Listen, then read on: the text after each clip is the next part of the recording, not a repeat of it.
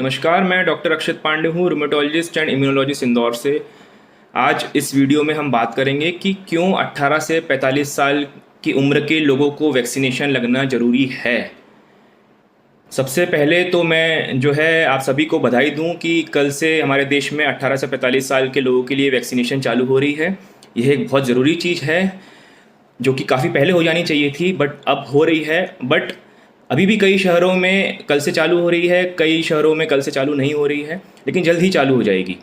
तो हम सभी को जान लेना बहुत ज़रूरी है कि किन किन लोगों को यह वैक्सीनेशन लगना चाहिए, क्यों लगना चाहिए, कौन सी टाइप की वैक्सीन लगना चाहिए, इसका वैक्सीन का लंबे समय पे क्या इफ़ेक्ट आएगा।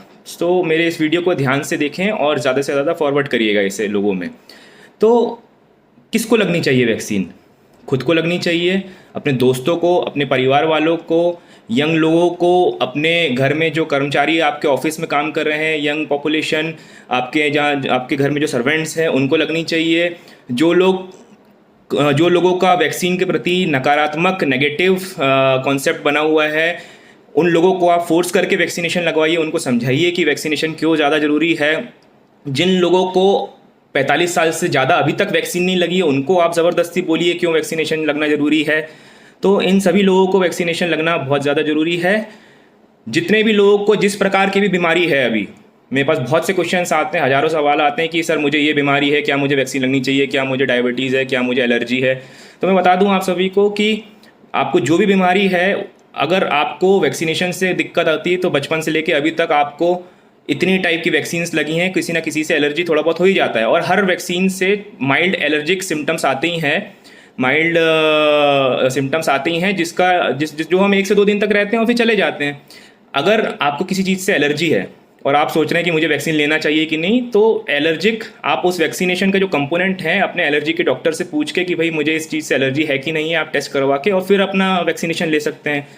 आपको किसी प्रकार की कोई बीमारी है अगर, तो मुझे नहीं लगता कि आपको कोई दिक्कत आनी चाहिए वैक्सीनेशन से इतना ज़्यादा अननेसेसरी हुआ और डर बना के रखा है कि उसके प्रति बहुत ज़्यादा नेगेटिव बातें हो रही हैं कि वैक्सीनेशन ये मत करो, तुम्हें ये वैक्सीन मत लगाओ, तुम्हें ये दिक्कत है, तो फलाना दिक्कत है। तो ये एक बहुत गलत कॉन्सेप्ट बना हुआ है। वैक्सीनेशन 100% इफेक्टिव है और ये तो तय बात है कि वैक्सीनेशन से डेथ बिल्कुल भी नहीं होगी आपकी कोविड से।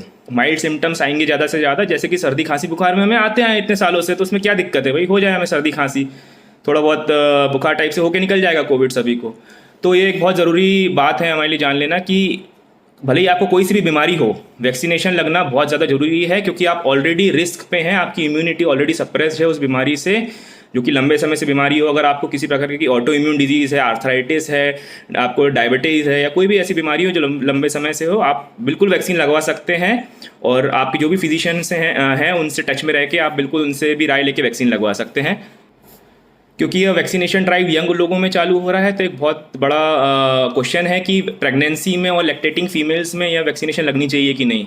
देखिए, अभी तक ऐसा है कि यूएस फॉरेन कंट्रीज़ में फाइज़र और मॉडर्ना की वैक्सीन जो आई हैं वह रिकमेंडेड हैं प्रेगनेंसी में और लैक्टेटिंग फीमेल्स में। हमारी यहाँ की जो वैक्सीन है उस पर अभी ट्रायल्स नहीं है और गाइडलाइंस नहीं आई हैं कि वो लगना चाहिए प्रेगनेंसी या लैक्टेटिंग फीमेल्स में। बट यह एक आपकी खुद की पर्सनल चॉइस है, अगर आप चाहें तो बिल्कुल लगवा सकते हैं। ऐसे कोई भी नेगेटिव कॉन्सिक्वेंसेस अभी तक वैक्सीनेशन के प्रेगनेंसी में भी नहीं देखे गए हैं, ना कि लैक्टेटिंग फीमेल्स में।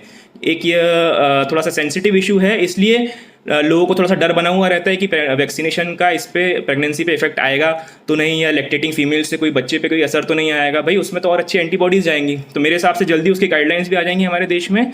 लेकिन पर्सनल चॉइस है, आपके प्रेगनेंसी में भी अपने वाइफ की वैक्सीनेशन लगवा सकते हैं वाइफ, और अगर कोई लैक्टेटिंग फीमेल है तो वह भी वैक्सीनेट करवा सकती है, बिल्कुल पर्सनल चॉइस है।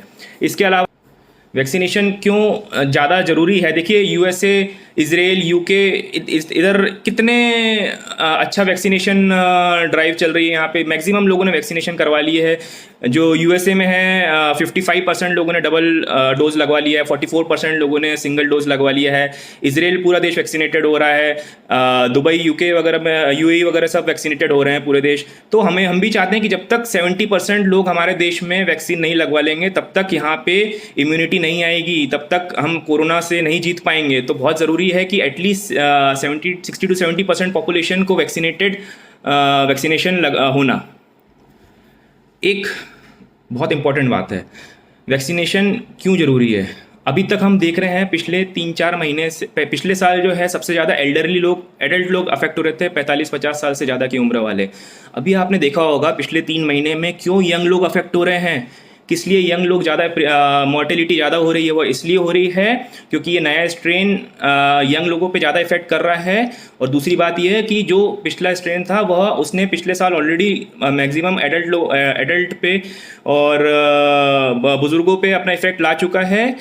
अब 45 ईयर से ज़्यादा लोगों को ऑलरेडी वैक्सीन भी लग रही है, जिससे उनकी सीवियरिटी कम हो रही है। आप देख रहे हैं कि बुजुर्गों में मोर्टेलिटी कम हो रही है, अब हो रही है अभी भी, लेकिन मोर्टेलिटी कम हो रही है उन लोगों में जिनमें ऑलरेडी वैक्सीनेशन लग चुकी है या जिनको पिछले साल हो चुका है। तो यंग लोगों में अभी तक वैक्सीनेशन नहीं लगा था, इसलिए यंग लोगों की मोर्टेलिटी ज़्यादा हो रही है। तो बहुत ज़रूरी है वैक्सीनेट होना, जल्दी से जल्दी वैक्सीन लगवाना, ताकि अगर आपको अगले 2-3 महीने में भी कोरोना होगा तो उसमें एटलीस्ट मोर्टेलिटी तो नहीं होगी, और यही हम चाहते हैं कि मोर्टेलिटी नहीं हो। तो अगर किसी भी यंग मेल या फीमेल को, अभी पेशेंट को अगर कोरोना हुआ है, तो अगर उसने फर्स्ट डोज लगवा ली है और फिर उसको कोविड हुआ है, तो वो कोविड से रिकवर होने के 14 दिन बाद से लेकर अगले 1 से 1.5 महीने बाद वैक्सीन लगवा सकता है। ड्यूरिंग द कोविड किसी को वैक्सीन नहीं लगवाना चाहिए, और जिनको वैक्सीन नहीं लगी और कोविड हुआ है तो कोविड लगने के 1 से 1.5 महीने बाद आप वैक्सीनेशन लगवा सकते हैं। पहले था कि 90 दिन तक वेट करना है, अब 90 दिन तक वेट नहीं करना है, आप 1 महीने बाद भी वैक्सीन लगवा सकते हैं। दूसरी चीज़ ये कि अभी तक कोई भी ऐसी दवाई नहीं है जो कि 100% इफेक्टिव हो कोविड पे। आप देख रहे हैं रेमडेसिविर, टोस्लिजुमैब और जितने भी टाइप के बड़ी बड़ी दवाइयाँ आई हैं वो सब 50-60% ही इफेक्टिव हैं कोविड में। कितनी भी सीरियस बीमारी है वो सारे 6-6 डोज रेमडेसिविर के लग गए, टोस्लिजुमैब लग गए, अलग अलग स्टेरॉइड्स लग गए, सब लग गए, फिर भी मॉर्टेलिटी हो ही रही है कहीं ना कहीं लोगों में। तो वह चीज़ वैक्सीनेशन से रुकेगी। एक बार आपको डबल डोज वैक्सीनेशन लग गया तो उसके बाद आपकी मॉर्टेलिटी नहीं होगी।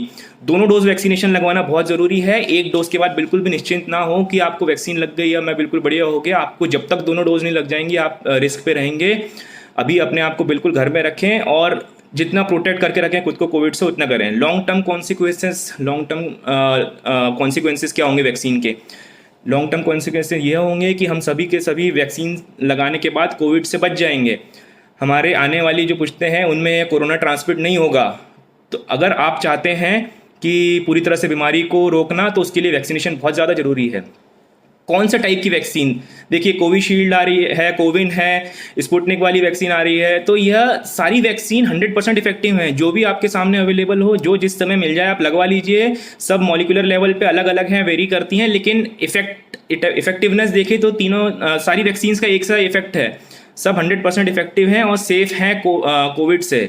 तो जितना जल्दी आप अपने आप को वैक्सीनेट करेंगे, जितना आप इसको प्रमोट करेंगे वैक्सीनेशन को, उतनी जल्दी आप बचेंगे। अपने आप को वैक्सीन लगवाना है, इससे कुछ नहीं होगा। आपको आस पड़ोस के लोगों को वैक्सीन लगवानी पड़ेगी, तभी तो ट्रांसमिशन रुकेगा। अगर आपको वैक्सीन लग गई तो आपसे माँ बाप को ट्रांसमिशन रुकेगा, माता पिता को, आपके फैमिली मेम्बर्स को, आपकी सोसाइटी के लोगों को, आपके स्टाफ के लोगों को, सब में ट्रांसमिशन रुकेगा। तो अगर एक ऑफिस में 5 लोग हैं, उसमें एक ही को वैक्सीनेशन हुआ है, 4 को नहीं हुआ है, तो उससे थोड़ी ना फर्क पड़ेगा। आपको सबको पकड़ पकड़ के वैक्सीनेशन लगवानी है।